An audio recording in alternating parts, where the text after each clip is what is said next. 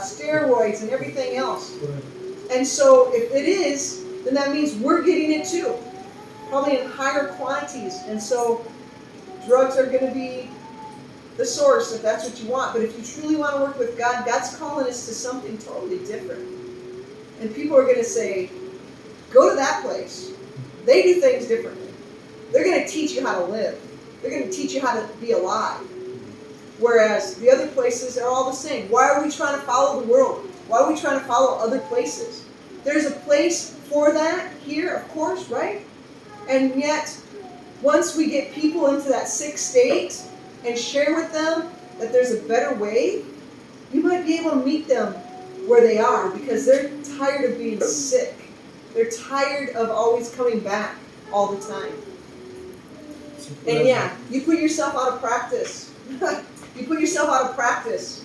When physicians understand the physiology in its truest sense, their use of drugs will be very much less, and finally they will cease to use them at all. The physician who depends upon drug medication in their practice shows that he does not understand the delicate machinery of the human organism. Because what do we do when we go to medical school? We're taught medicine. That's why you're called a medical doctor, medicine. And so you're giving medicine. My medicine is food. When I read that, who was it? Hypocrisy or somebody that said, let your food be your medicine. Socrates. Right? Socrates. And also the frame of the body. You will teach nutrition and study the frame of the body. And so that's why I'm into that, because when I got into being an Adventist and going basically the health message all the way through these different self-supporting institutions and living with these two doctors and listening to them talk and the things that they were doing at their lifestyle center, their sanitarium, right? It was interesting. So every member, a medical missionary, we have come to the time when every member of the church should take hold of medical missionary work. For those who go out to do medical missionary work, I would say serve the Lord Jesus Christ with sanctifying understanding in connection with the ministers of the gospel and the great teacher. I asked Dr. Agatha, I said, so what is my title? She says, you are a gospel medical missionary evangelist. That's a long title. Most people are just called medical missionaries or gospel medical missionaries. But I have an evangelist at the end of it because I do evangelistic series too.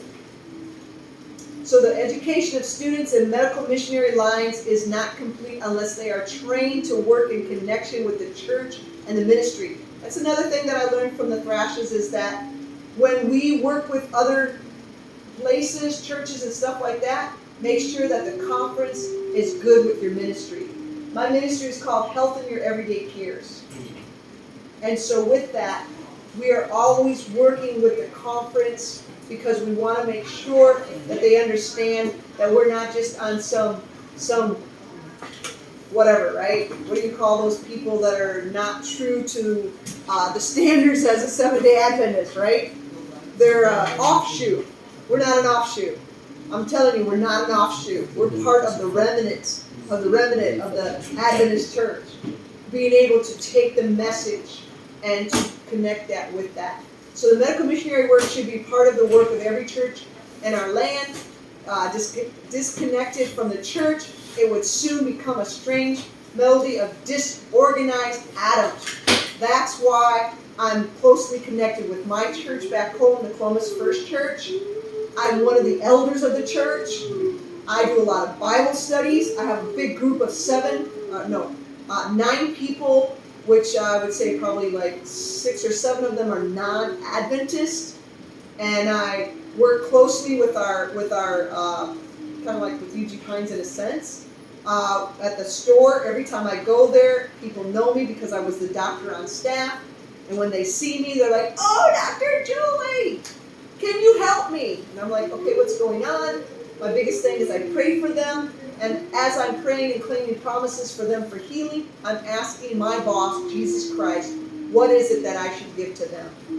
And what they're telling me and the protocol that I would use is not necessarily the same protocol God tells me to do.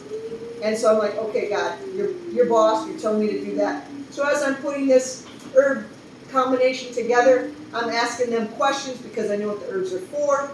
And they're like, oh yeah, by the way, I do have this. And that's usually what it is. That is the root cause of giving them the other problems. So we see here that it would consume but not produce. Instead of acting as God's helping hand to forward His truth, it would sap the life and force from the church and weaken the message. I'm not part of some fly-by-night or some, I don't know what you call them, that are offshoots. I'm not an offshoot. And I'll tell you one thing. When I came in January, there was a young guy that is an offshoot in the States. And he said that he went to one of our places, like Wildwood, to be trained. And he also did some other training online. But he isn't working. But he wanted to come and see if he could be a part of my team. I said, well, I don't know. It sounds like you have some stuff. And he said that he was going to go to UG Pines, but he didn't. And so I asked my team, and my team says, we don't know him. We can't have him as part of our team. And I said, okay.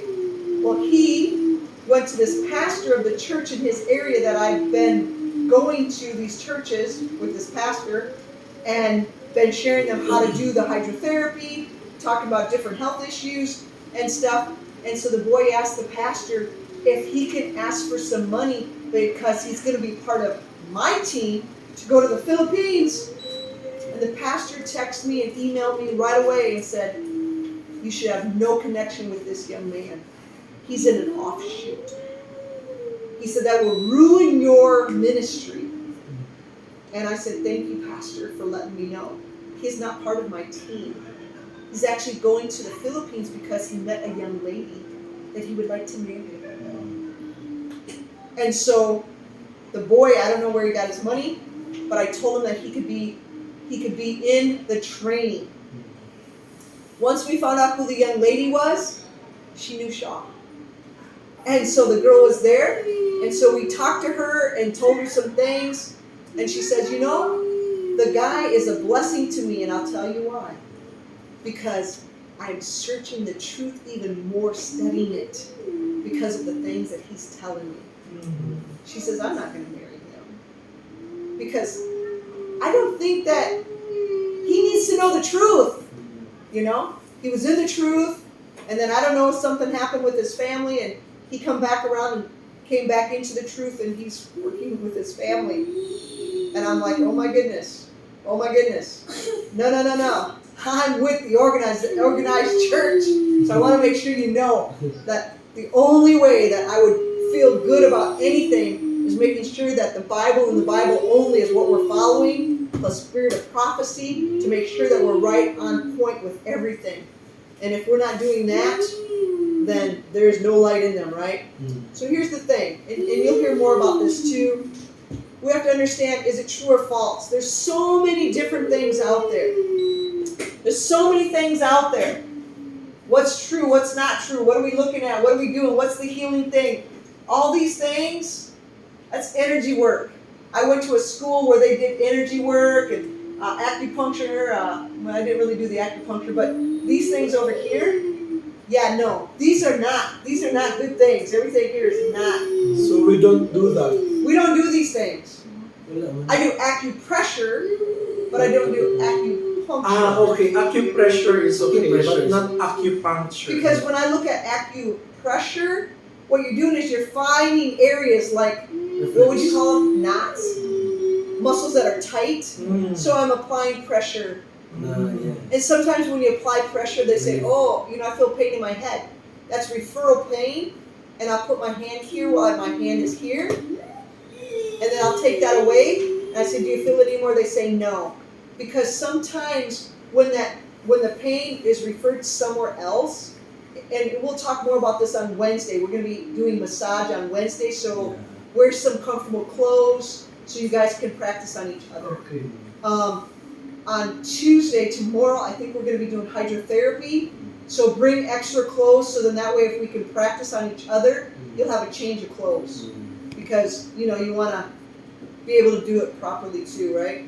So just in knowing some of these things. And I asked Dr. Agatha, I said, what about this reflexology stuff? And you know what she said? She said a good old foot rub does a good job for the whole body too. And so yeah, you know, some of those things might correspond with other things because we have these meridians, right?